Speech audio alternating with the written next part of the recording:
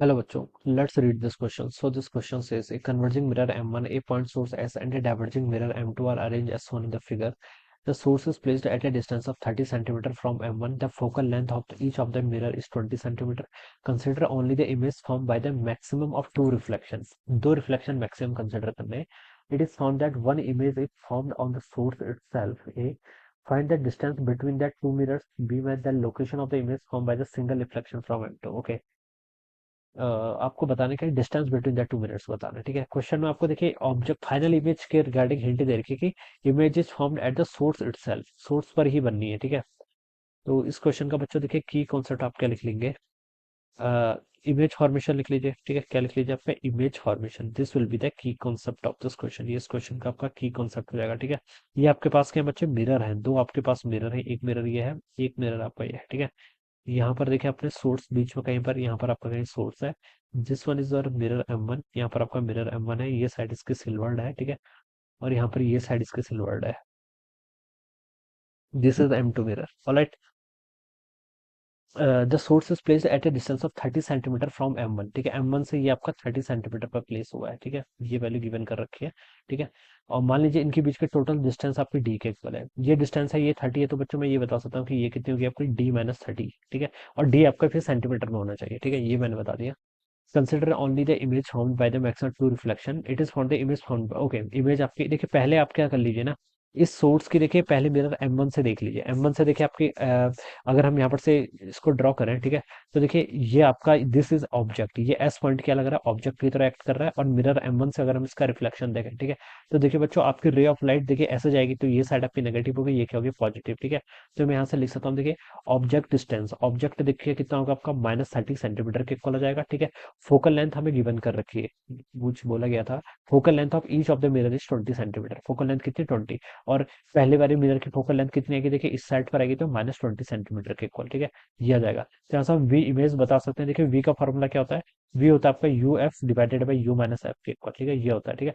देखिए ये जो मिरर फॉर्मूला होता है ना, 1/v plus 1/u equal to 1/f, ठीक है। इसको सिंप्लीफाई करके मैं ऐसे लिख सकता हूँ, ठीक है। तो डायरेक्ट मैं ऐसे रेसिप्रोकल वाली कैलकुलेशन से बचने के लिए डायरेक्ट ये फॉर्मूला का यूज कर रहा हूँ, ठीक है। तो v देखिए कितना आ गया आपका -30 इंटू कितना आ गया यहाँ से -20 divided by u minus F करेंगे तो -30 प्लस आपका कितना 20, ऊपर आपका 600 हो जाएगा, नीचे आपका कितना -10 आ जाएगा। तो v की वैल्यू आ गई आपकी -60 सेंटीमीटर पर, ठीक है। v की आपकी इमेज पोजीशन, इमेज आपकी -60 सेंटीमीटर पर बननी है, कहाँ पर बननी है -60 सेंटीमीटर पर, ठीक है। माइनस इस साइड पर है, तो ये तो आपके टोटल 60 सेंटीमीटर पर बोला गया ना टोटल, ठीक है।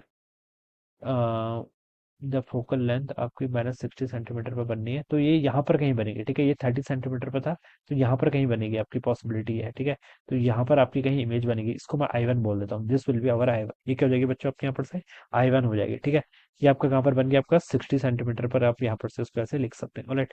अब बच्चों देखिए ये image, this will act like an object for mirror M2, M2 के लिए कैसे एक्ट करेगी, ऑब्जेक्ट की तरह एक्ट करेगी, ठीक है। कैसे एक्ट करेगी, एक ऑब्जेक्ट की तरह एक्ट करेगी, ठीक है।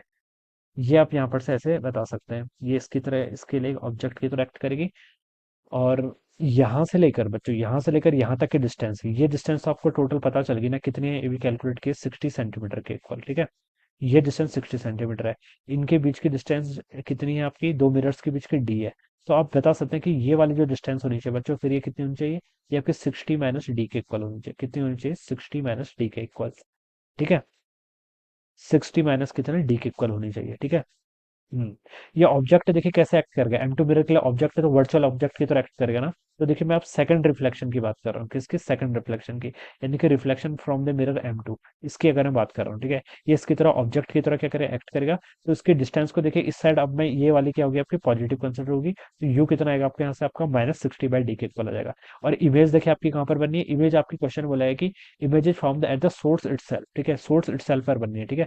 तो ये डिस्टेंस कितनी है आपकी D-30, ठीक है। ये पॉजिटिव देखिए, अगर ये वर्चुअल ऑब्जेक्ट की तरह एक्ट करेगा तो ये आपकी पॉजिटिव होगी, और ये वाली क्या होगी आपकी नेगेटिव कंसिडर होगी, ठीक है।